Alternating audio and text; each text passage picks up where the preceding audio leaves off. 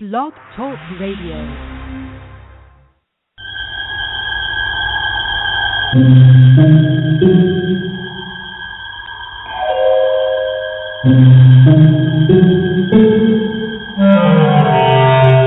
Archangels, ghosts, and Bigfoot. Oh my! It's just another night for Supernatural Girlz. Real stories, real answers to life's biggest supernatural mysteries. And now for another exciting interview with paranormal experts from this world and others. Psychic medium Helene Olsen and paranormal researcher Patricia Baker. Here are Supernatural Girlz.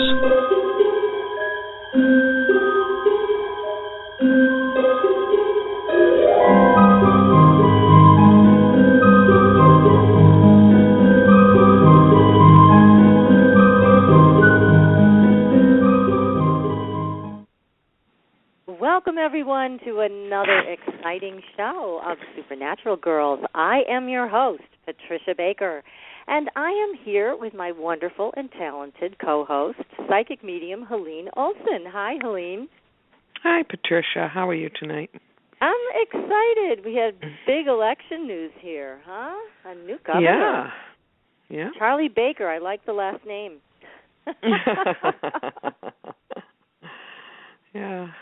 Yeah, it was exciting. It was quite something because it really was down to the last minute of counting votes before they decided, I guess. I guess it was pretty close. Call, but he pulled it off. Congratulations to him and all the other people who won in the election. Yeah. It was pretty exciting. It was, yeah. Yes. Yeah, and tonight we're going to talk about dreaming, which is... Dreaming. With polar bears, no less. With polar bears, yeah. Yes. But it's an exciting subject for everybody who listens, I think. We all wonder about our dreams, and you are a dream expert, Patricia. Oh, I so this will have be been, a fascinating have been known show. to be. But yeah, and you know what's so great about our audience, I think just about everybody in the audience, we're all big animal lovers. And that's true. How nice to have this terrific author, Dawn Brunke, with us to help us bring all this to the next level, because a lot of us have some awareness, but Dawn has kind of brought it up a few notches. So very excited to talk to her about what we should do and how we can connect with these incredibly powerful animals in life and our dreams, whether we're waking or sleeping. There are ways to do it, and I know she's going to tell us how. So I can't wait to get her on the show. This is really going to be fun. It will. I'm looking forward to it. It'll be great. But we got to talk about the weather, Helene. We do. Yeah. Have to talk about the weather. We always have to talk about the weather. It is a I know. tradition. And I'm not good at predicting the weather at all. And it's interesting that, the news really wanted us to be shocked and upset about the Farmer's Almanac prediction of the winter being just as bad, if not worse, than last year. And I'm not exactly getting that. Yeah, I'm not either. I hope I'm right. I hope you're right. You posted a beautiful picture of a rose blooming in your yard after a little bit of snow. So, I mean, who knows what can happen next? But honestly, that wasn't just my little rose. I've noticed them everywhere. That's amazing. So, what is that? I don't know. What is that? Here we are in November, and roses are blooming. Yeah. But I like it. So I'll just take it as as a wonderful sign. Oh, yeah. I'll take it as a hopeful sign. Not going to get slammed this winter. And today was a gorgeous, warm day. It was. For us. It was beautiful. Warm for us. But yeah. have to kind of my brother's listening. He's here from Hawaii, and he won't take his sweatshirt off, so, Poor guys. Oh, he's freezing It's all down. relative, I guess. Yes, absolutely. Yeah. Well, this is going to be a fun night, and I'm going to bring our world-famous numerologist on the show. And Patricia, welcome to the show. Well, thank you. It's good speaking to you two beautiful ladies tonight. Oh, that's so sweet of you. What's the weather Thank like you. in Tucson? Yeah, what's the weather like in Tucson? Oh, it is cold. It has. Really? We had to wear jackets and that this morning. And actually, when I went on the patio this morning, it was a little under 40 on my back patio. Ooh, that is cold. This is not our norm. Really? Nothing is normal. Don't forget that. That doesn't matter. You're getting roses. I'm getting a little flower bursts of things that are little solar bursts that are taking out my plants in the backyard and knocking down trellises. Oh no! Oh, I don't know what it is, but I have to disagree with you, ladies. But I think we're going to have a real wingding of a winter. Oh, we just did that. We don't want to hear it know, again. honey. Even if it's real, you know. Well, yeah, but I think we'd like to be in some level of illusion. Well, I think you put it this way. Know that there's going to be ups and downs with it. It will not be normal. It will not be natural. I think that's why you'll get your roses now. You may get a burst of something else a little later, and then all of a sudden it'll look like spring starting, and it's not time yet. But I think we're going to have a very strange season, winter season. Wow. Well, it would make sense. As long as there's a little more sunshine than there was here last winter. That's a little more warmth. We almost froze to death. My God. Yeah. It was girls awful. are going to have to come down here with me then. Yeah. Only if it warms up 40. My goodness, I think it was a little over 40 here. But Patricia, tell us what we can what we can expect in terms of tomorrow. Let's hear about that. Well, you know what's really interesting? This is a 9 universal month, so it's all about wrapping up a lot of things and ending things. Tomorrow deals with family, it deals with relationships, it deals with everybody wanting it to be perfect, looking for perfection in how we handle things, looking into alternative ways of dealing with medicines and healing of all sorts. But that perfection type, there's something coming up that will deal with water in some fashion tomorrow as well. Now, whether it's on a large scale or if it's going to be just individuals having major issues with waters. But it also will be dealing with our pets very much tomorrow. Oh. And there are some pets that are having issues and problems, and we're going to see some of that take place. But look first for alternative medicines before you run the animal to the vet. Oh, good advice. Okay. I think there'll be some good possibilities of things taking place there. Well, we all have pets, so we'll be on the lookout for that and have our natural remedies handy. And you were looking at numbers also to do with animals based on the subject we're going to be discussing with Dawn tonight. So please tell us what you found out. Well, every item on this planet has a name, and every name has numbers involved with it. So what I do is when I look at the animals, I was taking a look at the hawk, and the way the numbers break down, it ends up being a 7. The total number becomes a 7, which says that this is very much a loner. This is something that pays attention. It's always somewhat sneaky about how it gets to where it's going. And if you think about how it deals with animals, it's prey. But it's also a teacher because it works with teaching others how to work better with the survival, shall we say. And so by taking a look at that, and then if we switch over and just take a look at the butterfly, and it becomes a 30/3, which is all about beauty, color, scattered energies, creativity, and the butterfly is always going all over the place. And the creativity part is when we take a look at it, it starts as the caterpillar before it becomes the butterfly. So it's creating and changing, which is fabulous when we take a look at the artistic aspect of things. Oh, yeah. So it's interesting here. The vibration of those letters really match the characters of the animal, or in this case, the butterfly. Very definitely. And when I took a look at the wolf, the wolf is really a team player, but it doesn't basically stay alone. It's got its own little group that they stay with, that they go with, they take care of, they come back. And they're the team player because they're the ones that are manifesting to make sure that the rest survive. And when when they're without a partner, they become very lonely. And that's you hear the howling of the wolves, and I'm thinking of the fact 2 says, "I want a partner. I don't want to be alone." And when they are by themselves is when you're hearing the howling. It's like, "Hey, somebody come find me. I don't want to be alone anymore." Oh. And did you look at Go ahead. I'm sorry, go ahead. No, I was going to say every single animal has its own positive strengths And even when you take a look at the snake, and people go, "Oh, can't stand snakes," but they're very regal in their way of handling things. We can take a look at it under the name snake, or we can take a look at it as to what type it is. And each name breaks down and gives us another idea of what the animal's like.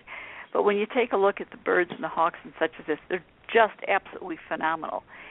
And if you think back, the Indians have had the bird totems for years, as do the Eskimo, which tells so much about what's going on. And each element tells its own story. So it's fascinating to watch nature and the things that we're seeing and how they gather together.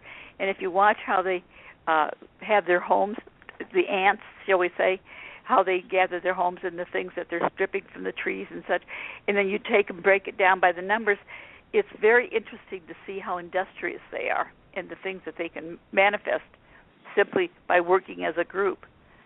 Might be something that we could learn to use too, do you think? Oh, I think we can learn so much from animals. I mean, I'll never forget when I saw a post that someone put up from a Native American who said, "Every animal knows more than you do." I think that's absolutely true. They all know more than we do. But anyways, this has been great, Patricia. Thank you for the insight. Oh, you're more than welcome. And we'll look out for our pets tomorrow. It sounds like it could be a dicey day for them, so we'll keep a special eye on them. And we'll look forward to talking to you next week. Thank you. Look forward to it. Have a good evening, ladies. Thank you too, Patricia. Thank you. Thanks. So now we're going to talk with our guest, Dawn Brunke. She is a writer and an editor who specializes in the areas of healing, dreaming, spirituality, animal communication, and deepening our connection with all life. She lives in Alaska with her husband and daughter. Dawn, welcome to the show. Well, thanks very much. And you sound nice and clear, even though you're so far away in Alaska. You sound like you're right next door. So how I have long to have ask you the lived big question. there? Oh, sorry. I'm sorry. Oh, how long have you lived in Alaska? About 20 years. Oh my goodness! Yeah. And you're right up there with the bears and the wolves and the hawks and eagles and everything else. We have a lot of wildlife in this state for sure. Yeah. Lucky you. That's wonderful. Yeah, but Patricia, we have to hear what the weather is like in Alaska right now. Oh, we do. What's it doing up there? Well, in comparison to what you've been talking about, I guess it's cold, but for us it's actually pretty mild. It's about 35 degrees, and almost always, in fact, probably for the last 20 years, we've had snow here at Halloween, and there was no snow this year, no snow yet. So, it feels like a very mild beginning to winter, and of course that can change real quickly, but right now people are happy. Good. Oh, this is very good news. Hoping it's an omen for the rest of the Well, winter. we did have snow. We did have snow last week. So you did, but we didn't. Oh, you didn't? Okay. No. I'm on the coast. We didn't see a flake, thank goodness. But thanks. Oh, gosh. Well, Dawn, do tell. How did you, now, we read the book, and it was fascinating. Yeah. I mean, you started out being a very powerful dreamer at the age of 2 years old.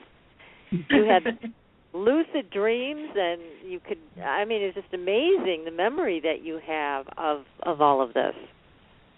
Well, I've always loved dreaming, and I think I just kind of have a natural affinity with the dream world. And it's true, I do remember dreams from a very early childhood, and I've kept a dream journal probably since I was about 12 years old. So that's a lot of years of working with dreams and engaging the dream world, and learning things too. I think if you keep a dream journal, I don't know if either of you do, but it definitely adds an aspect to working with your dreams, and I think it's a great way to connect with the dream world for sure.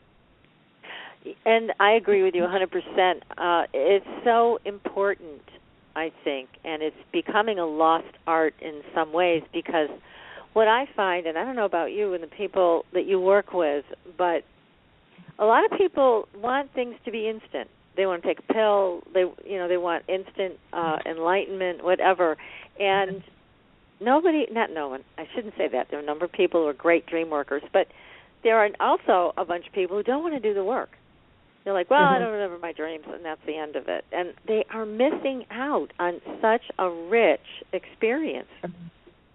I totally agree with you, and I on all levels there. That I think, this is deep work, and it's kind of engaging your deeper self and your connections with your subconscious, and it takes time, it takes energy.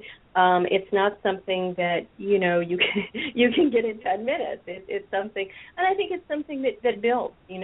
Like I said, I've been doing this for a long time, so it builds little by little by little, and you start to forge a relationship with your dream world, and that allows communication to move both ways. So I think it's something you have to cultivate, and I agree with you about our society. We oftentimes don't want to do the hard work. We don't want to look at our shadow material. So that's the first obstacle, as well as being quiet. That's another aspect too. Is we're very diverted. We have a lot going on. We like to multitask, and that's often a really huge diversion to listening to that small, still voice within, and really being receptive. Not only to our dreams, but to people and to the world around us. Well, that's so true. And I think a lot of people get so busy in their lives that we tend to lose that connection with being present. And so we're not present even in our daily lives. And then, of course, we go to sleep and our minds are spinning around and we pass out from exhaustion, or sometimes we just lie awake and think stupid thoughts. And we don't have presence in our dreaming life either. So it's a really important thing to cultivate, as you said, with dream journaling and also just plain old paying attention. But like you mentioned, it's this, getting in touch with that deeper self and honoring that above everything else that's going on around us. Yes, definitely. And you bring up a really good point, because you can do dream work, I think, with your waking life. You can look at a situation or an event that happens and begin to kind of look at the symbolic elements behind it. So that interaction is there, and I think the more you do dream work, the more you get out of living as well, because you start to understand the layers of energy and reality that are happening simultaneously. I agree. Now, do you have any tips for people of possibly supplements or herbs or anything people can take or do to help them remember their dreams? Well, I guess it's an old the tale that lavender is supposed to be helpful. I don't know. That's not really my area of expertise. I'm really big on kind of expressing what you want to do.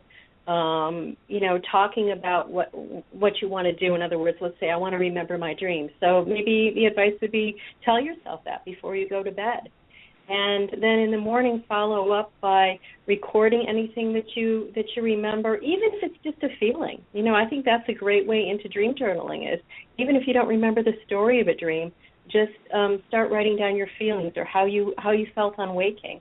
And that a lot of times I think our dream world is, well, I don't want to say testing us, but it's sort of how much we put into working with our dreams, I think often gets reflected back to us in our waking life. So really, I can tell you truly, the more you start writing down your dreams, the more you'll dream, and the greater your relationship will be, the deeper your relationship will be with your dream world and your dreaming guide. Yeah. So you're saying to place conscious attention on it. Yeah, definitely. I mean, that's one method. Some people who do other things.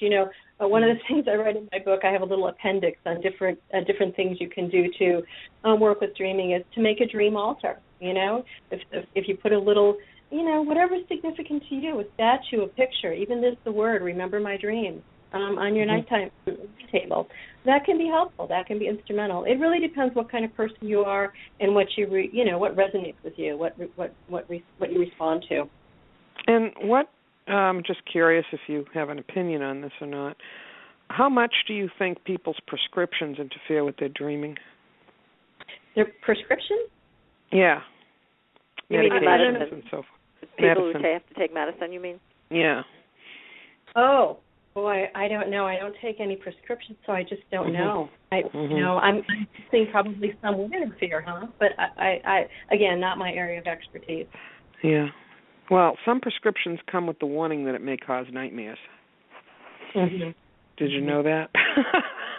It's really interesting. So I guess chemicals can alter your sleep state in some way. Yeah. I mean, what chemicals do, they alter your body chemistry. So, yeah, that makes sense, Yeah. Yeah. So, as your but story... lavender... go ahead. I'm sorry, go ahead. We lavender can't see each other. I just want to mention to the audience, Helene's in one part of Massachusetts, I'm in another, and of course, our guest is in Alaska. We can't see each other, so please bear with us as we talk over each other sometimes. We don't mean Sorry to, about but that. hard when we can't see each other. Go ahead, Helene. I was going to say that the scent of lavender, any kind of dried lavender or anything you keep by your bed, will help you have a better sleep, a calmer sleep. It creates peace in some way. So does amethyst crystal. Quartz crystal will do that as well. Yeah. That'll help. And I've experimented somewhat with B6, and I found that to be helpful. And there's a bunch of other herbs that people can take. They're known as dream herbs if they're having trouble remembering. But that's obviously the first obstacle. So getting people to remember and putting, as you said, Dawn, conscious attention on this, intent to remember dreams, makes a big difference. Yes, definitely. So you have a very pure connection with these beautiful and powerful polar bears. It was an unexpected connection, and it wasn't like I set out to dream with polar bears. It was a surprise to me. And basically the way this came about was through two key dreams within a year of each other. And in one of the dreams, the second dream, a dream professor hands me an invitation. And on the invitation it says dreaming with polar bears. And it was a really significant dream for me because I did understand, I felt that it was a direct invitation from my dream world to dream with polar bears. And, it was a little bit puzzling. It sounds a little poetic, dreaming with polar bears. But what does that mean? It wasn't dreaming about polar bears. It was dreaming with polar bears. So it took some time for me to, number one, to accept that invitation. And when I did start dreaming with polar bears, which was a kind of shared dreaming, a dream in which we were both lucid and aware within the dream state. And then that kind of snowballed into other experiences and connecting with larger polar bear groups. And what I mean by that is they were more energetic, like spirit guides kind of, but definitely of the polar bear clan. And so this book is really, it's about dreams, it's about lucid dreaming, it's about shared dreaming, it's about the messages that polar bears as a species want to share with humans. Can you just explain for the audience what lucid dreaming is? Sure. Lucid dreaming is basically when you have a dream and you wake up within your dream, so you know you're dreaming. In other words, you're aware. Lucid means clear. So you're clear and aware within the dream state that you're dreaming.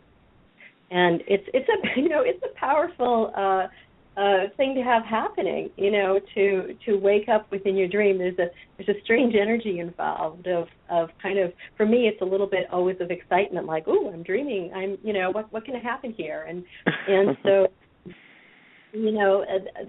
that's one thing that's amazing enough. And then I also talk about shared dreaming, which is when you're lucid and aware within a dream, and someone else, another being, is lucid and aware within that dream. So that's even more special, It's very different. It's a different way of looking at dreaming. It's a different type of dreaming, I think, than we're often used to. And but when you're lucid dreaming, though, my sense about that, having been there many times, is that you're actually in an altered reality, right? We could call it that. Yeah. I think there's many different ways of looking at it, personally, but I would totally agree. It's a different, you're in a different reality. Yes, that's a good way of saying it. Mm-hmm. Because those things feel like they actually exist in that place. Mhm. Yeah. And it's something that you wake up from and you don't forget it. It doesn't mean you won't forget it over a number of weeks, but it's not like you wake up and the memory fades within minutes, you know. Right. Yeah. Right. Powerful. Yeah. Mm-hmm. And this kind of consciousness, it appears from your book that you basically came in with it because you already had this innate ability to go into a dream, become lucid, and have this amazing experience at a very young age. Well, I think that was a key dream that I spoke about in the book, but I don't think it's quite as magical as that for me. I think it was this is something that grew out of a lot of dream work and a lot of working with my dreams over the years, over decades. So, I think I do have certain resonance maybe with the dream world. I don't think I'm necessarily any more special than anyone else, and I think this is something we can all cultivate if we choose to. Oh, I agree. I think everybody can work on this and develop into becoming a powerful dreamer. There's no question in my mind that can happen for anybody who puts their mind to it. But it also feels like you have a bit of a gift here. Yes. That's what it feels like to me, because when I look at your energy, I just see that the boundaries are different with you than they are with most people. So it does appear that you have a clear path in between the worlds, and that's really nice to see. Well, thanks. And it is something that interests me. Is kind of I've always been interested in kind of that interface between worlds. It just fascinates me. So, that's something I'm excited about, and I love to experience and write about, for sure. Now, with the polar bears, you've come to experience a whole new way of seeing with them, through them. Can you share some of that with the audience? I want everybody to go read the book, because it is fascinating to have their perspective, but I know they want to hear from you directly on that. Sure. Well, again, there were different experiential events that happened within the dreams. So sometimes it was connecting, I would say almost more in a spiritual way, with these ancient polar bear spirits who talked about, who often spoke about our history, the history between early humans and especially in the Arctic and polar bears, and what that was all about. And then there would also be very personal experiences. I mean, one of my very favorite dreams was, it kind of started in a whimsical way, where I'm with a bear and we're kind of at this a fete at a lake, and there's this bear. It was all human polar bear hybrids, right? That were at this moonlit lake. And one of them offered me a costume. It was a polar bear costume, and I wasn't lucid in the dream. This was just a regular dream. I thought, wow. It's a little cheesy to put on a polar bear costume because it looks like something But I was really pressed, and I put it on. And when I put on the suit, the fur suit, I realized, wow, this fur feels real. And the more I kind of got into it, the more I sensed a connection with this, with the fur, with the claws. And then she showed me this big bobblehead, and I thought, oh, that's ridiculous. But I put it on, and then a really amazing thing happened, which was the suit started to kind of shrink and fit me, and I felt my body expand to fill the suit. And I remember this key moment where I'm at this point I am lucid in the dream, and I'm thinking, whoa, I'm becoming a polar bear, and I fall forward, not fall, but almost am pushed forward just by the force of this transformation, and go down on all fours. And I'm a polar bear, and I get to experience the bulk of the dream is experiencing what it feels like to swim, to run, to breathe, to be a polar bear. That was amazing to me, and it definitely gave me a whole different view of what it's like to be a bear, of what it's like to be an animal. We can do shamanic shape shifting and kind of see through the animal's eyes and stuff, but to physically embody that is something quite different. And that was a huge, an amazing experience, but it also, I think, fundamentally changed how I began to approach this work, the dream work. So you've had these incredible and very powerful experiences with polar bears specifically, and also the dogs you talk about. And now, what do you think the most surprising thing is that you discovered when you had these experiences? What's the most surprising or interesting thing you discovered about polar bears? Well, they have amazing senses. I mean, we know this about animals, that they have, different ways of sensing the world. But I remember, one thing that's impressing me now, and I might have a better answer later, but I remember one thing, which was being able to smell like a polar bear. And I think this probably is similar to some animals, dogs, for example, but it was like in the dream I could smell different layers of scent. It wasn't just one mixed thing. It was really kind of smelling these different layers of scent, and I had an understanding of how animals use that to, for all kinds of different reasons, to track prey, to locate themselves, to know of each other. So there's this whole world behind scent, which for me in my waking life isn't one of my primary senses. I'm a very kinesthetic person. So for me, I think my sense of smell isn't that great. But in the dream, to be able to do that was truly amazing. And again, another kind of a shift in my perspective on things. Now, you're in polar bear country, aren't you? I am. We don't have polar bears walking around our neighborhood, but they are far north of it, for sure. Have you encountered any in waking reality? No, I haven't. And it's interesting because while I was writing this book, I had a feeling like, well, maybe I should go to, either Churchill or the far north of Alaska and meet these guys. And it produced a little angst for a while because I'm thinking, how can I even write this book if I haven't seen a polar bear in the wild? But I did get a dream, and this isn't counted in the book, but I remember the polar bears telling me, that's okay. That's what this book is about. This book is about dreaming. You don't have to go to physically see it because you're experiencing us in this way. So short answer to your question is no, I haven't seen them in the wild. I would still love to. They're so beautiful, and of course the cubs are so adorable. I mean, you just want to reach out and pet them, but of course that's not a good idea. So.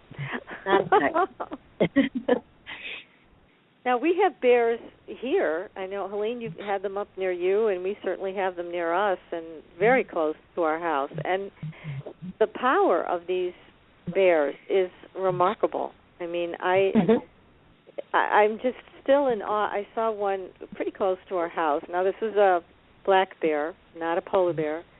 But my husband was bugging me to take the dogs out late at night, and I just had a feeling that wasn't a good thing to do. I had taken them out earlier. I said, that's good enough. I'm not going back out again. And I happened to look outside from the second floor, and there was a 450-pound black bear. Whoa. Right outside the door. So I'm glad I listened to my intuition, and I didn't go out and surprise him and scare the heck out of myself. But I watched him for a while, and we shined a light outside so we could see him better, and he was huffing and puffing and a little irritated about that. But he walked toward the light. He didn't walk away from it. It was my first experience of seeing an animal that powerful. Was not afraid at all. It was really an amazing experience. I would imagine polar bears are the same. I mean, just not afraid.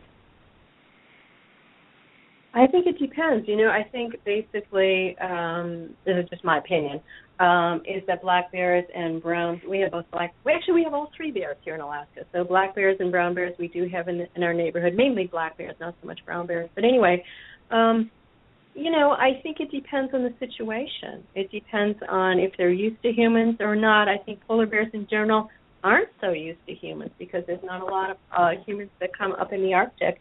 They know about, snow machine noises. They know different things. I mean, animals are smart. They just are. So they, they remember things, and they, I think for most animals, humans are a big question mark, Yeah. They're not necessarily friends all the time. So, and I think they, and that's something I talk about when I do animal communication classes. We're very kind of emotionally incongruent at times. We can say one thing but act in a completely different way. So our energy is not always very clear. Whereas most often with animals, there's a clarity there. There's an authenticity there that they're just being who they are. Yeah. And true to themselves in that way. And one of the remarkable aspects of your book I found was how you talked about the polar bear's connection with the sky, with everything around them, with the star people. I mean, they just had this incredible connection that they were trying to help you experience, I believe, from what you wrote. Yeah, they call themselves, oftentimes they refer to themselves as bridgers. They're the animal at the top of the world, and sometimes they would say we hold the world together, And they were very conscious of bridging, which connecting with the people, they would call it the people of the lower waters, or that was my translation anyway. The animals of the sea, the animals below the ice, as well as the sky people, they would refer to it as. So sky energies, winds, clouds, and energetic entities that that we don't label or aren't necessarily aware of. But they're very much about bridging those realities and connecting. And I think they're very much aware of themselves as being the animals who who connect on the land, and land being both land and ice, and being that kind of in between the sky and the sea, and holding that together. So and they're very much about magnetic connections too. So there's a whole big long story about energy here too, and how they respond energetically to different animals and different earth energies. Now you talk about them holding, is it the magnetic flux of the earth together from the north? Yeah, kind of, and I think that's both metaphoric as well as literal. I think there's a whole many layers there, but in different. You said this in the introduction, or your other the person said, every animal species has a medicine, if you will, or a teaching that it brings to the planet. They're responsible for holding certain energies, certain teachings, and polar bears are very much, I think, about that bridging energy and about think of the earth as an ornament, and it's being held up at the top. And there is a connection the polar bears often talk about between them and Polaris and them and, these sky energies that kind of envelop the earth. As you think of a circular, like an aura going around the earth, so a magnetic type of grid that encircles the earth and holds things together. That's kind of on the order of what they're referring to. Very interesting information, and what an experience that you're having still to this day with them, right? You're still in communication with them through your dreams? Well, sometimes, the book was written about a series. It was probably about 2 or 3 years when this happened, and it was pretty intense. I would call it like an intensive independent study, And now I'm kind of onto other things, and the bears are onto their things. So I wouldn't say I'm not in contact anymore, but it's certainly not like it was in the book, where it's more of a a weekly type of connection that we're tuning in and learning in that way. Yeah. But yes, it was an amazing experience, and I loved it. I really did. Now, how do you help people find their animal spirit guide? Well, I always tell people, start with where you are. It's like with dreaming. How do you remember your dreams? How do you do this? Start with where you are. So, what is an animal spirit guide? Some people have a sense of their animal spirit guide from being quite young. They might be they might just have this resonance with cat. Let's say cat, and they've always lived with cats, and cat is their protector and their supporter. So sometimes from a very early age. If you don't know what your animal spirit guide is, maybe it requires being a little bit more quiet and tuning in. And like you said before, paying attention. What animal is resonating with you in the outer world? I don't think it's a matter of us saying, oh, my animal guide's going to be elephant today. It's more letting yourself be open and seeing which animal appears. And sometimes it's about inviting an animal to show itself to you, huh? You know, an animal guide, we can call it an animal teacher, however you want to look at those things. So it sounds like it's, again, back to being meditative, back to quieting the mind and opening to see who comes to be with you on your journey. I think that's key. I really do. Yeah. It's so hard, though. You know, Dawn, I mean, there's part of me, a big part of me totally understands this, but then there's this part of me that goes, God, meditation again? I mean, it's the American mind has a hard time with that. Oh, let's do it this way, then. We have all kinds of tools that we can use. So an easy way, if you don't have, if you just want to go out and you want to say, what do I need to know today from the animal world? And you pay attention. Okay, that's what we talked about before, just being open. It's not meditating, it's just being open. And you're driving to the grocery store and a raven or a crow or a blackbird flies in front of you. And that's a message. Sometimes it's that subtle. And then it's up to us. Well, what does that mean? How does that resonate with me? Now, if that's not your cup of tea, okay, then you can get animal cards. You know, there's a lot of beautiful animal decks out there of pictures of animals, and you can shuffle them and choose one, and you know, that's the beginning. That's the way to start with things. Maybe it's something as artistic as you're in an antique store and you see this beautiful statue of a dog, and it resonates with you, and you choose to buy it, and you bring that dog into your house, and you know, you start relating. It's all about deepening. I just think that's the answer. It doesn't really matter which path you take. Maybe you dream about an animal. Maybe you see an animal on a television documentary, and that sparks something in you, inspires something in you, touches you in some way. You know, follow your curiosity. That's really what this is about being a little bit more open. So, yeah, it is about being quiet and being perceptive in a slightly maybe deeper way than we're used to in our society. Well, I love the choices that you mentioned, the different things that we can do, the animal cards, all this great ideas for people who may feel meditation is just a little too sedentary or boring or whatever. There are other ways to approach this. So I love what you just said. That's good advice. Well, and I'm sorry to jump in and talk over you, but in terms of meditation being sedentary, you know, I think a lot of my dreams with the polar bears were about walking.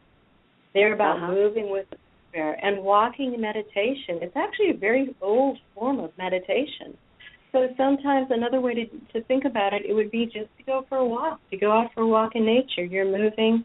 Sometimes movement, I think, it takes us back. It takes us down into ourselves because our body is moving and flowing. And sometimes that is a really good way, especially if you don't like sitting still. It's a really good way to get in tune with yourself, with the earth, and to begin to awaken to some of those deeper perspectives that are always there. You know, David Blaine, the magician, says the signs are there always. And it's so true. It's just a matter of where are we, our perspective. Yeah, what are we perceiving? Yeah. And what you're referring to also with walking meditation, I like that. And there have been labyrinths. I know there's some people that are going around the country building more labyrinths, and that's an ancient thing that, again, it brings you into a state, but it's like a moving meditation, which I think is a little bit easier sometimes for people from this country to do. And it works extremely well. You're following a path of stones or a path through a garden, and it does bring you to a deeper connection with yourself and your surroundings. So that all works. It all works. That's right. It does. Well, we're going to take a short commercial break, Dawn and Helene, and we will be right back. And if you have a question out there for our guest, Dawn Brunke, who is the author of Dreaming with Polar Bears, please call in at 646-478-0828. And again, our number is 646-478-0828. Stay tuned, everyone. We'll be right back.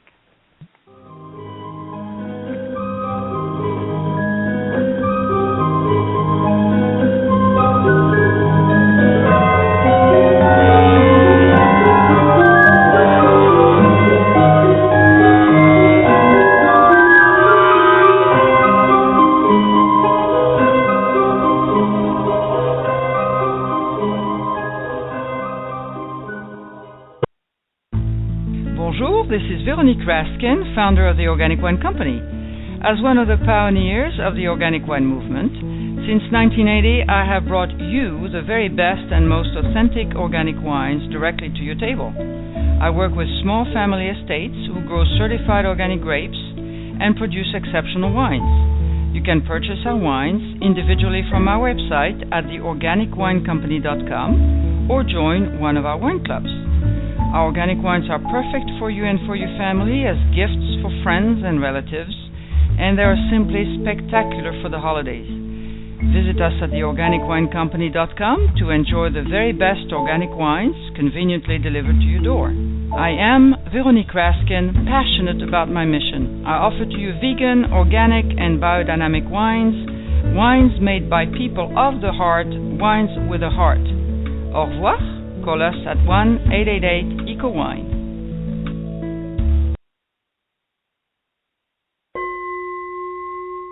Are you ready for a new experience of freedom and powerful connection? Would you like a positive, effortless change in your life? Then come to CosmicFusion.com, where we offer the most advanced energy clearing and expansion techniques in the world, with a quantum vortex energy to activate your divine blueprint and life's purpose. When your soul leads the way with cosmic fusion and quantum vortex energy, you can break clear of past difficulties and blocks with the power of the source. With Cosmic Fusion, the source energy does the work for you. It's easy and effortless. Listen to our free meditation right from our Cosmic Fusion website, the Cosmic Code Meditation. Sign up for one of our interactive webinars today. Come to Cosmic Fusion, www.CosmicFusion.com, to experience an effortless awakening and transformation. Are you ready for an upgrade? Are you ready for a new experience of living in the fifth dimensional magic and powerful connection? Then visit CosmicFusion.com today. CosmicFusion.com.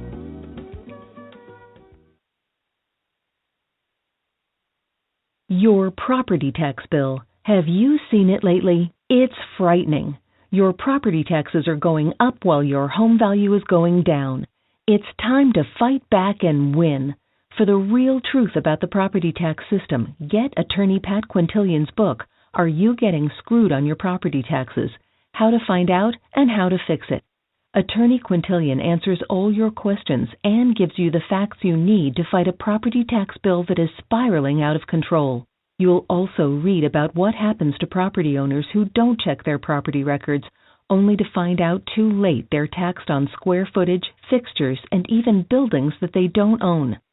Is this happening to you? Learn your rights. Buy attorney Pat Quintilian's book today. Are You Getting Screwed on Your Property Taxes? How to Find Out and How to Fix It. Available on Amazon.com.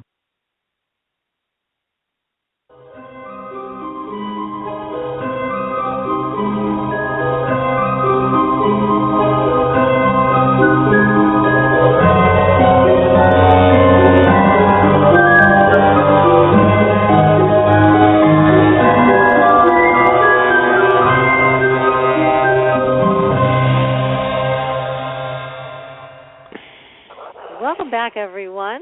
We are speaking with Dawn Brunke, who is the author of Dreaming with Polar Bears. And before we continue our conversation, I want to remind everyone to please sign up, subscribe to the Supernatural Girlz newsletter, which is at our website, supernaturalgirlz.com, and also sign up for Helene's newsletter, which is at angelslighthouse.com. So we have lots of things coming up, and if you're on the mailing list, you won't miss them. Plus, follow us on Twitter and Facebook. We've got a lot of things coming up in the near future. We have a new bunch of items that are very cool in our store, so make sure you check those out. And we are back with Dawn. So, Dawn, again, this is a wonderful experience. It almost feels like shape-shifting. That is what you're describing, where you become the polar bear. Right. Well, I think some of this does kind of go into shape-shifting territory. And actually, one of my other books was called Shape-Shifting with Our Animal Companions, and it's all about that study of kind of seeing the world through another animal's eyes, which will change, I think, our own perspective. We tend to think that our way of seeing the world is the right way or the only way, and sometimes that's an arrogance and sometimes we just aren't aware. But there's so many different ways of seeing the world, experiencing reality. This is a planet of grand diversity here. So for me, it's all about celebrating that. And I think it's wonderful to see the world from different perspectives. And this is also a shamanic tool. Have you met many shamans who are doing this kind of work? Well, I've read many books, and I have met some. And some people are using it in different ways. Sometimes it's about attuning to the earth and getting connected in that way. And then there's people like John Perkins who are using it to really shift our society and the creation of our world on a large scale. So, I think it is happening. And sometimes it's for the good, sometimes it's not. I think maybe some politicians are studying this too. So we have to be careful.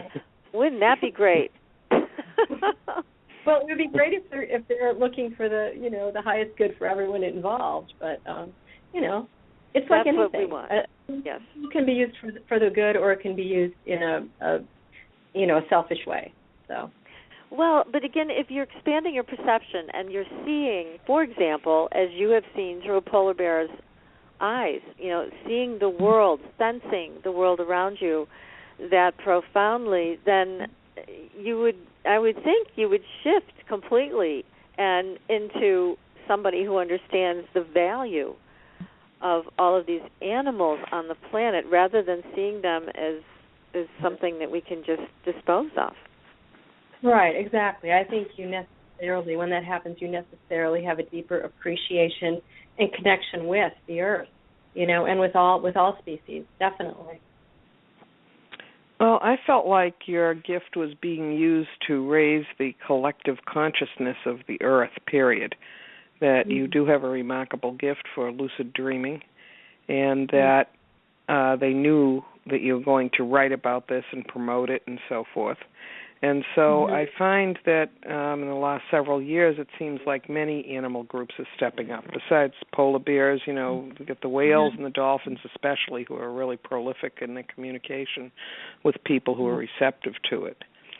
And I think it all comes down to raising the collective consciousness, really, about how important Earth is and how important animals are on the Earth and how much they can really help us in our awareness of what's important, right?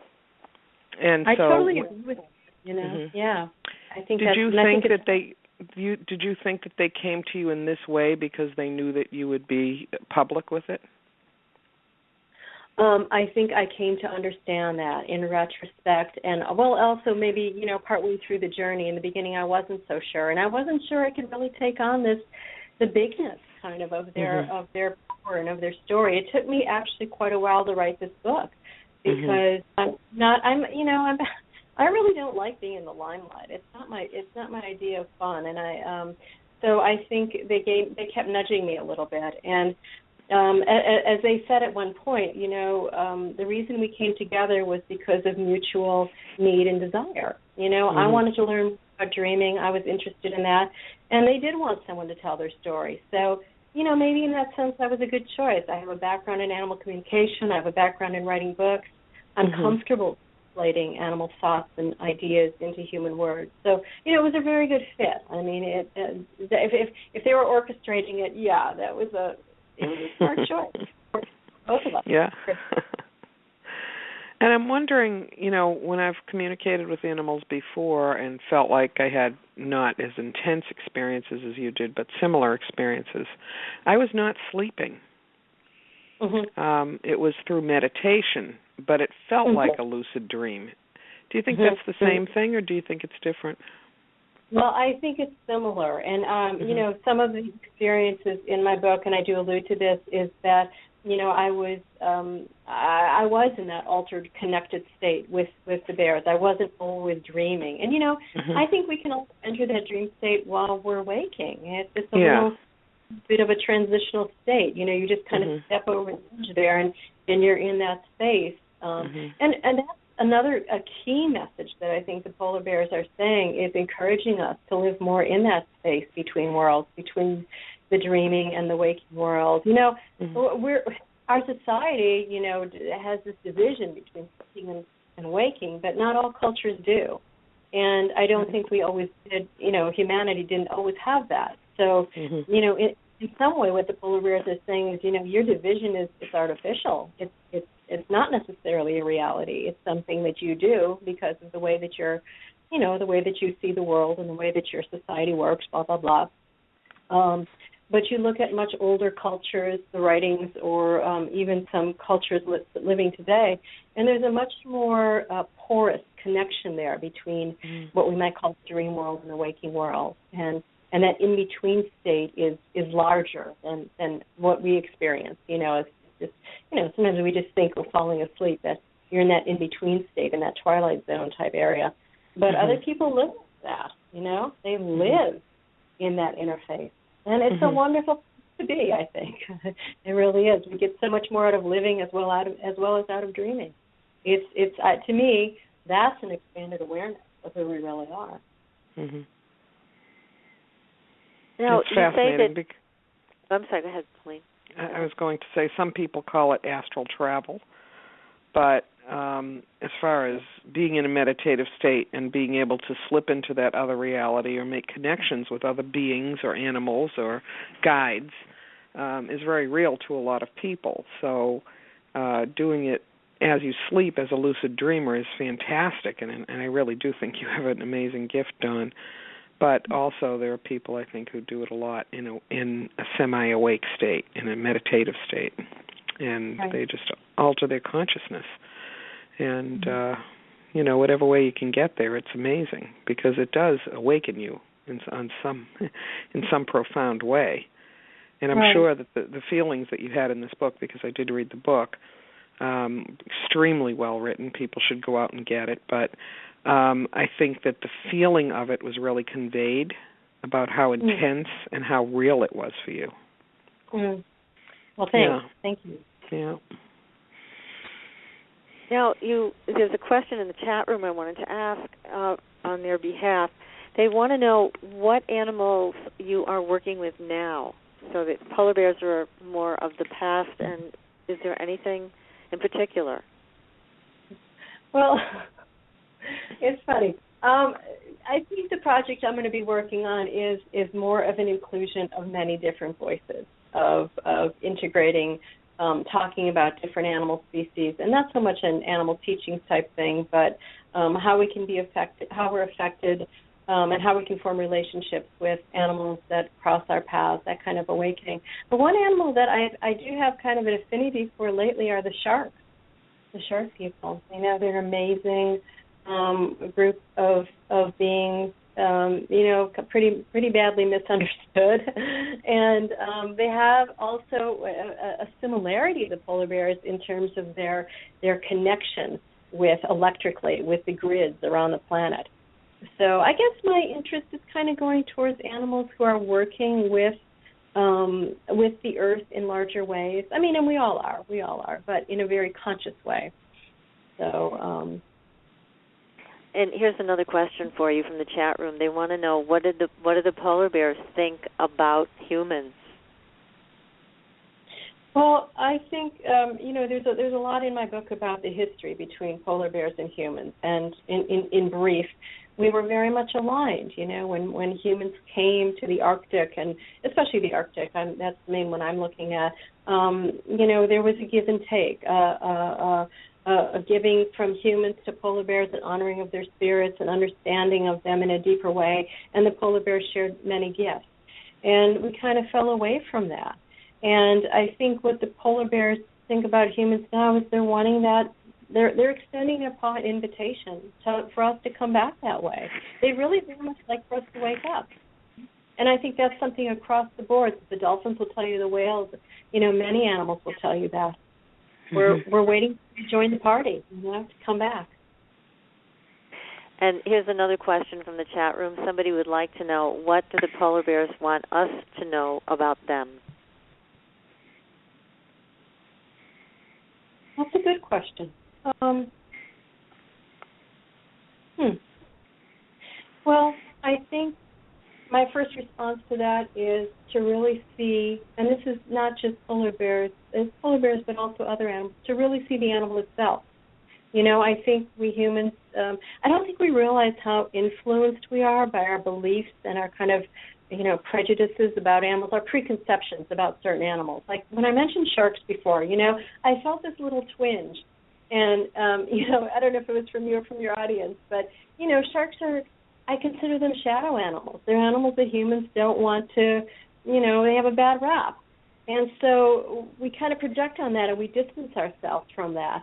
And it keeps us away from seeing what that animal is really about. So we get stuck in these kind of superficial, one-dimensional, quick little, you know, projections on these animals. So one of the things the polar bear worked on with me is letting go of those limiting beliefs and starting to open awareness to really see the animal in front of you. And I took that into the waking world, is to really see the human that's sitting across from you, you know, having coffee with you or checking you out at the grocery store. Are we really seeing, you know, each other in a deeper, more authentic way? That's how we change the world, in my opinion. Yeah, I mean, I can totally understand what you're saying, and it's a wonderful and exciting journey to change the world in this manner. And yeah, you bring up sharks, and I think people think sharks are predators, and we are the prey. So they tend to be a little concerned or afraid or whatever, and understandably so. But at the same time, if you're in the safe space of a dream reality or a meditative state where you can explore what the shark is really about, that's a different experience entirely. We should all be honoring the sharks right now. You know, the sharks are the great recyclers of the planet. You know, they're the ones who are helping clean things up. And you know, so it's like I say, I think the question was, what do the polar bears want us to know? I think they want us to deepen ourselves, you know, and to really start to see the animal, the person, the being in front of us, rather than kind of being lazy and relying on these superficial little projections that we tend to do. You know, our media is not helping things anyway. I hate to complain here, but you know, we're used to these little sound bites and these slanted one ways and kind of mean-spirited ways of talking about things. And that is just not healing or helpful for any of us right now. I think I think the sharks need to get working on the media a little bit, you know what I mean? They should clean up that pool. Yeah. Because you're right, there is a lot of sensationalism and shock going on with all of that. And, of course, that's very ungrounding. I mean, people tend to lose their grounding when they hear these kinds of reports. So, yeah, it's understood what you're saying. Now, somebody else has written in. They have a lot of questions here tonight for you. Can all animals be spirit animals or only certain ones? The next question. Yeah, I think all animals can be spirit animals. Sure, why not? You know, all animals bring a teaching and a medicine to our planet, and so of course, yeah. But you know what? And so can trees and mountains and clouds. So we don't have to limit it to animals either. You can learn a lot by sitting with a tree, huh? Mhm. That is true. That is absolutely true. Yeah, this is so fascinating. We had a lovely and very powerful medicine woman on the show. Helene, you remember the Venerable Dahani? Oh, yes. Yeah. Yes. And I studied with Dahani years and years and years ago, and I can say how many. And Dahani used to say that, you know, long before there were humans on the planet, the animals were here, and the animals held the form. And she explained that the humans have never learned how to hold the form.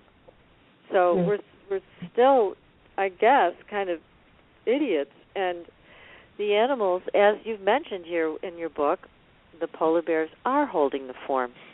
They want us to be able to do it, you know, something, I guess, but we're lagging behind. Well, and we do have your guest that you referred to, but I think, you know, some humans have held the form. I think there are pockets of humans, and you see that when you start, reading or tuning into other civilizations and different great works of art. There are humans who have held the form, and we are an animal. And I think right now it's kind of helping us to be more conscious of that. We bring a teaching to the planet too. We bring medicine to the planet too. And part of what the polar bear, was so interesting to me is the polar bears really were nudging me to be more responsible and to share with them what it's like to be a human. And to, so they weren't just looking at me as a one-dimensional, bad human or whatever. They were wanting to know more about humans and how we think and how we dream and really open up a much richer relationship between species. That's what excites me. Yeah, I mean, it's that incredible exchange. It's not just you seeing through their eyes, but they want to see through your eyes also to understand more. I mean, that is very touching. Yeah, so there's a give and take. I mean, that's what great conversation is, isn't it? You have this give and take. You have this sharing of insights, of, ways of seeing things. I really think that's what so many animals are asking us to do, is to come back into the conversation. It's the song. Well, I'm all for that. The song of the earth. Yeah. What do you think are the most common animal spirit guides that people see?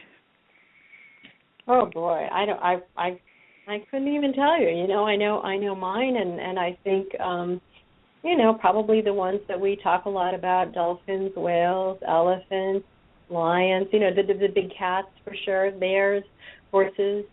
I could go on and on. No, I didn't know if there were a few that were most common for people. Yeah, no, I didn't know. And do they change throughout your life? So you might start like you did with 3 white dogs, and then you move down to polar bears, and now onto something else. So these guides can be with you through your whole life, or they can change into other animal forms, right? I think all of the above is true. We might have an animal guide that's with us for our entire life. We might have animal guides that come to us when we're in a hard situation. Maybe there's a death in the family, or going through a divorce, or some big transition that's going on. So a particular animal guide will come to you during that time. And then I think we also have things, like animal messengers that just come to us. Maybe on a particular day we're thinking about something, of a puzzle or a problem, and, we see a spider, and all of a sudden we go, oh, maybe this is about networking. Maybe this is about a web, of life. Whatever it is, we get these messages. So, that's an animal guide too, in a sense. It's an animal teacher, an animal messenger. I think those things, there's a big spectrum that we relate to animals with. Well, and I like what you say also, Dawn, in terms of people being open, no matter where they are or what they're doing. I went to this farm store the other day. I'm into this big kick on raw milk, and there's one farm that sells it near me, so I drove over to buy my weekly amount. And when I came back out to get my car, there was this little chicken. And she just came over to me and kind of cocked her head, and it was just adorable. And that moment of connection, I just smiled because she was so cute and just unassuming. She just came over to say hello. I still think back on that moment. There was something very precious about it. Not that anything major happened. It didn't. It was just a moment of connection when this little chicken came over to say hello. It sounds silly, I know, but I still think back, and it makes me smile.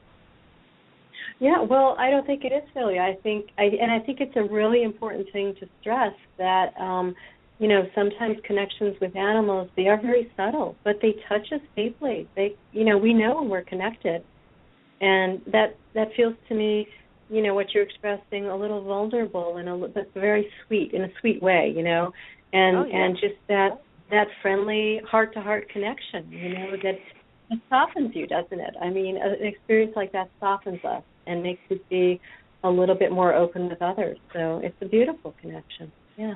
I like what you said. It is softening. It's exactly that. Perfect description.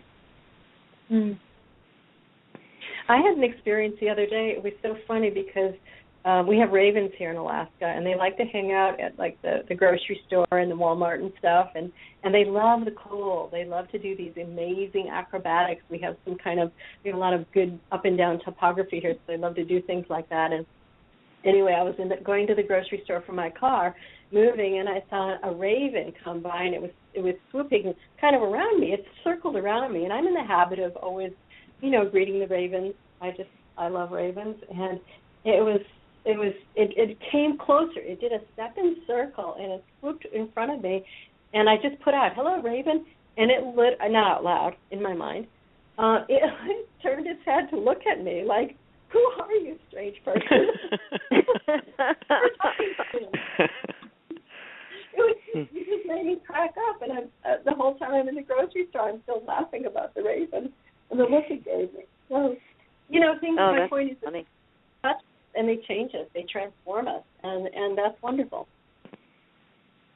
Well, we could all use some transformation. I think times have gotten very challenging, so our little animal friends and big animal friends who bring us these moments of connection are just so welcomed. I mean, it's a wonderful thing. And I do think it's important for people to make time to just feel that. Can we allow ourselves to just feel that connection for a moment? Before we go into the grocery store and before we get caught up with, the shopping and this paying for the groceries, which is so painful. Those kinds of things. So, okay, more questions coming at us here, Dawn.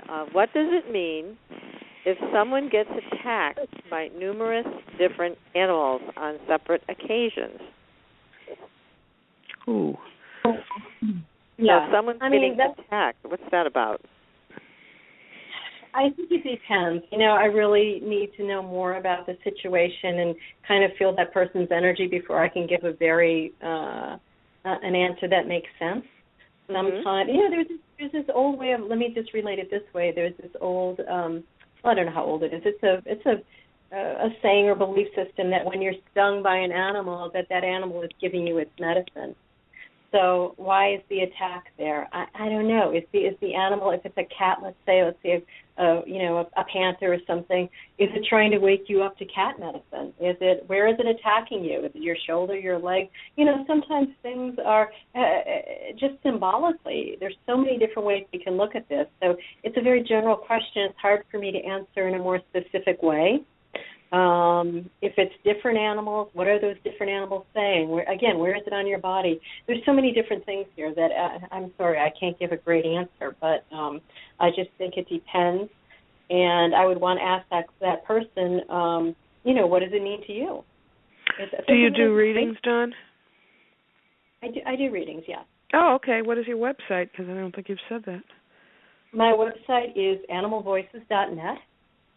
Animal Voices was the name of my first book, and so that's what I named my website. And also all my books are listed there. And then there's a page about classes and consultations. And that's partly what I do as my day job is doing animal communication readings. And sometimes readings just for people. So you'll speak to somebody's dog or cat or something like that? I'm sorry, what was that? Can I what?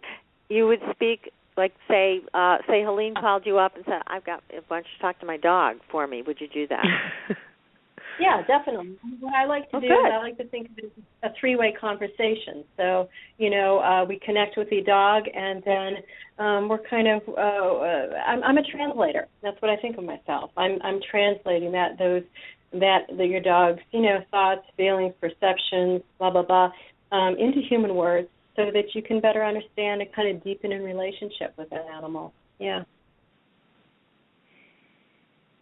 So, Helene, do you want to ask Dawn about talking to your little guy there? No, I talk to him. Oh, you do? He's okay. He's little. He's still a baby. He's 10, 11 months old. Yeah. He's happy right now. He's doing all right. But I would like to ask you this. One of the animals that comes by me a lot, which sort of shocked me a couple of years ago, because I love animals. I am not an animal communicator. I just happened to pick up on my dog because he's my dog. But it was kind of fascinating to me that I started in meditation and, different circles of connection I do with beings and so forth. Anyway, this animal started coming up a lot, and it hasn't gone away. And it was very unusual to me because I didn't even know the animal actually existed on this planet. But it's a black owl. And I don't know if that's an energetic kind of an animal or if it's a real animal on the planet. And maybe it's an interface between the two. Maybe there is a physical animal like that, but it's coming through. I think a lot of times animal spirits come through physical animals. You might be seeing the physical animal, but a larger spirit, a larger presence is coming through that animal. So that's powerful. Yeah, it's a great presence. It is powerful, but I didn't quite understand it. So what does the owl stand for? I'm sorry, what was that? What does the owl symbolize? Well, traditionally wisdom, insight. It have to do with, it depends what you relate to. I mean, I wrote a book called Animal Teachings, and it's all about this. It's all about looking at how we relate to an animal that comes to us. So if I saw a black owl that came to me, it would be very much about, well, what aspect of that owl's medicine do I relate to? Is it about wisdom? Is it about self? Is it about the way that I move, on the earth and the way that I can fly quietly? Is it about being observant? There's different aspects to each animal's medicine or teaching, and so And I think when you see that, you can ask and get an answer. Exactly. But it's kind of interesting that some of the animals I have seen don't really exist alive on this planet now. So a lot of people who go into meditation connected to the angelic realm, one of the things that people see a lot is a flying horse. We don't have a flying horse on this planet. Not exactly Pegasus. It definitely resembles a horse, but it's shorter and squarer than the way we think of horses, and it has wings. And so that doesn't exist in our reality on this plane, right? But it is a symbol of immense power and speed and, lots of things that you can attribute it to. But it's kind of interesting that some of the animals that come through aren't exactly here right now. So do you ever run across that?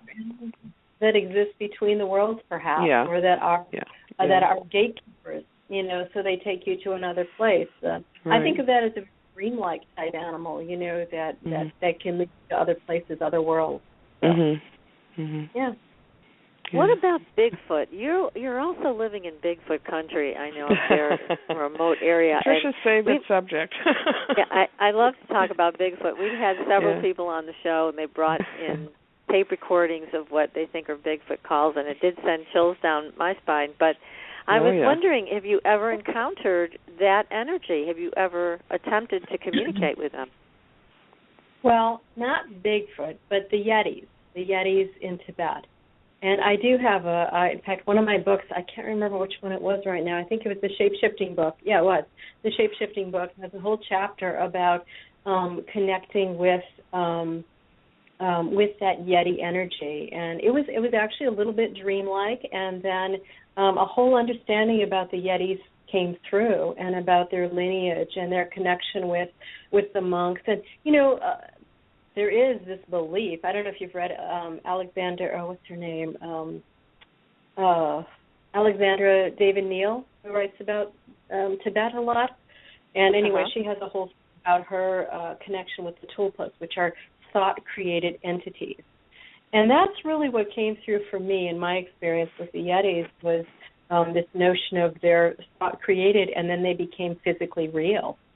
So to me, it was incredibly fascinating about the Yetis and the lineage and how they're connected to the earth and what they're doing. And if you like Patricia, I'll send you those chapters and you can have a look, because it really was a fascinating thing. It's kind of too long to go with it. I'd love to read that. Yeah. And now, but you're making a differentiation between Yeti and Bigfoot. What is the difference?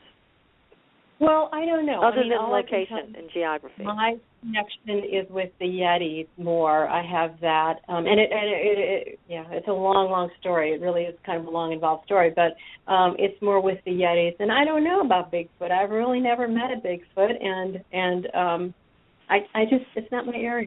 I don't know. It would be interesting to connect and to see, what is the connection there, and what the Bigfoot is like. I don't know. The Bigfoot in America seems a little funnier to me than the Yeti. The Yeti is like this, a little bit more ancient, a little bit more mountain-based. I don't really know.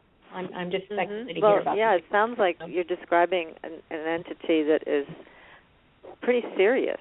So, I'd love to read those chapters. It sounds like a wonderful adventure to read through what you have experienced with them. And, this is the first time I've heard a differentiation like that also, so I'm very excited to read that in your book. Okay. Yeah, it's just full of surprises here, Dawn. Animal communicator and shapeshifter, my goodness, this is great.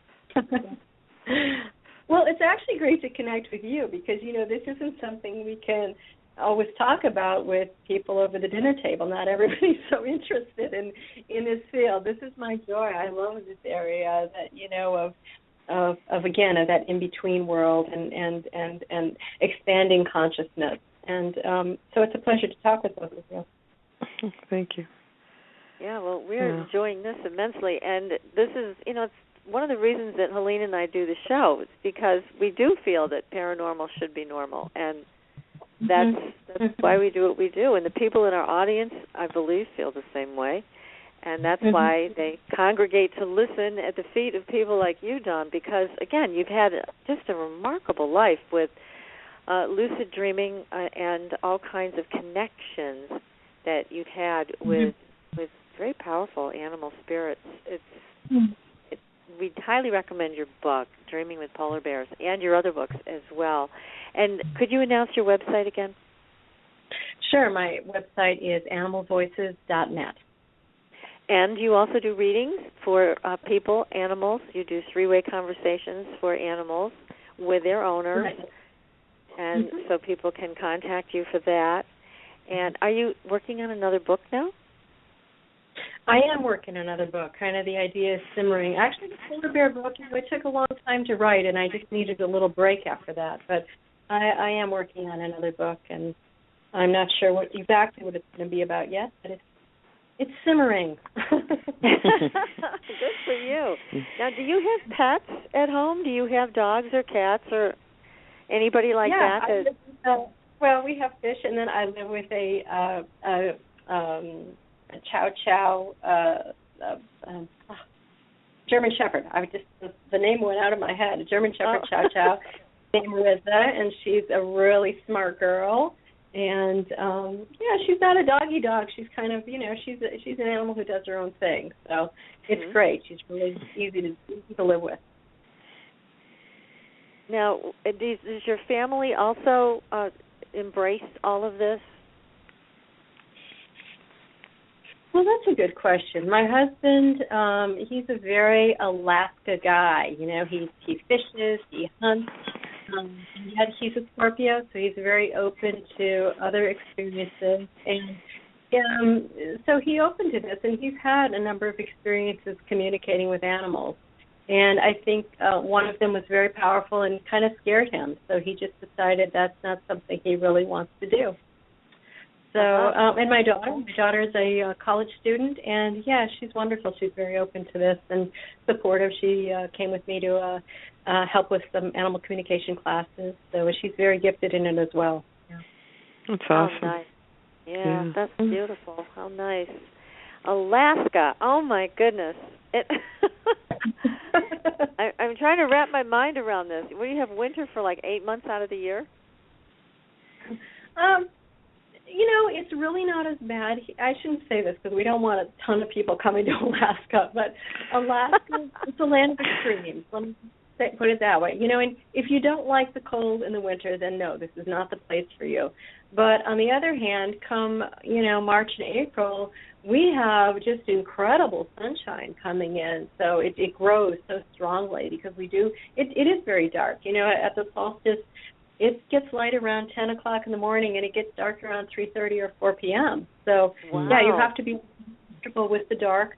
But then in the summer, we have the opposite. I mean, a lot of times I don't even see the night sky because it's just always bright out.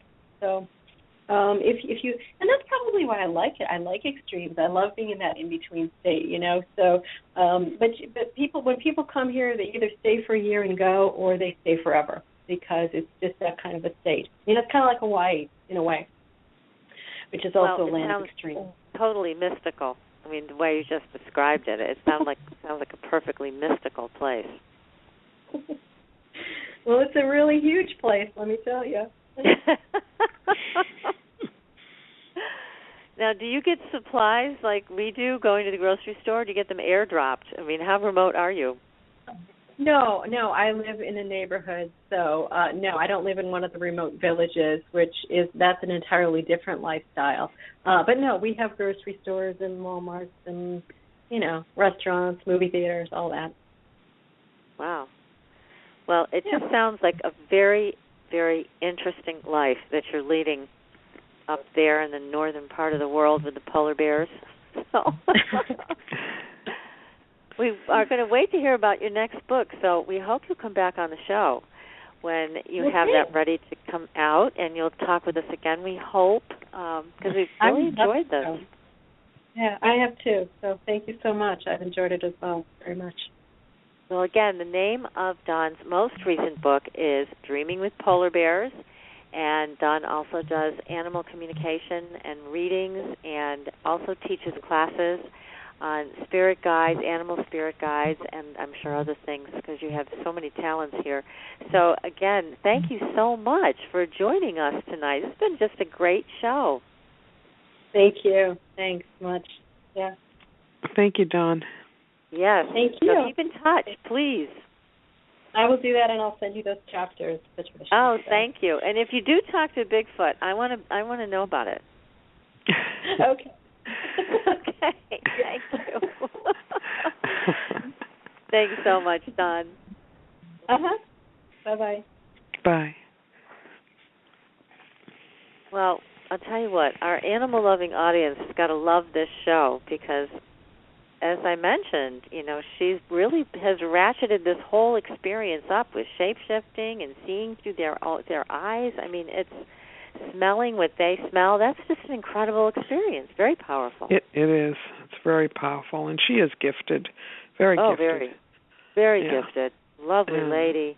We're lucky to get her on the show tonight.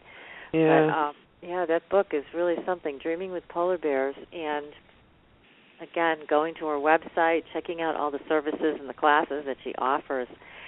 So here we are, almost at the end of another exciting show, Helene, and it's always wonderful to be on the show with you. You're so much fun, and you always have great insight, so thank you for, again, being a part of all of this. Thank you, Patricia. And I really enjoyed her. It was great. Oh, yeah. She's just great. And now next week we have an interesting guest coming on talking about, are you psychic or are you making it up?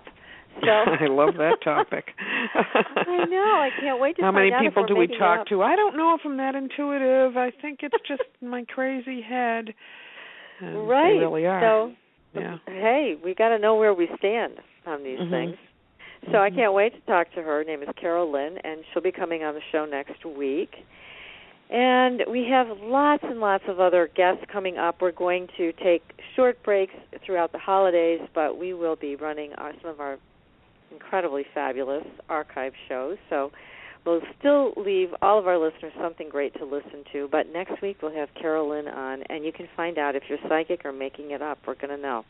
We are going to find out once and for all. I don't know where we're going to fall into the mix here, Helene, but we'll have to see. I hope we know where we fall in the mix, Patricia. You too. Yeah. Through all this, we better know.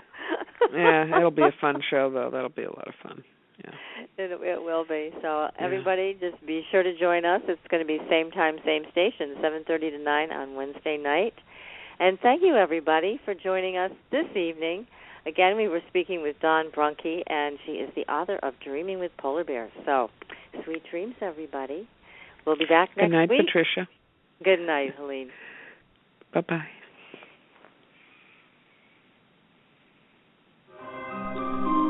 Thanks for listening. Tune in next week for another radio adventure with